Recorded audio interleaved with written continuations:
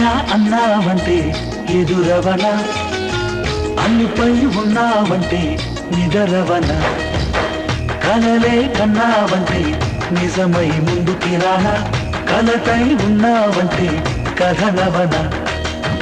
అమ్మలో ఉండే సగం అక్షరం నేనే, నాన్నలో రెండో సగం లక్షణం నేనే. అమ్మ తోడు నాన్న తోడు అన్నీ నీకు అన్నే చూడు, చెల్లిపోని బంధం నేనమ్మా చిటి చెల్లెమ్మా, వెళ్ళిపోని చుట్టం నేనమ్మా. అన్నలోని ప్రాణం నువ్వమ్మా చిటి చెల్లెమ్మా, ప్రాణమైన చెల్లిస్తానమ్మా.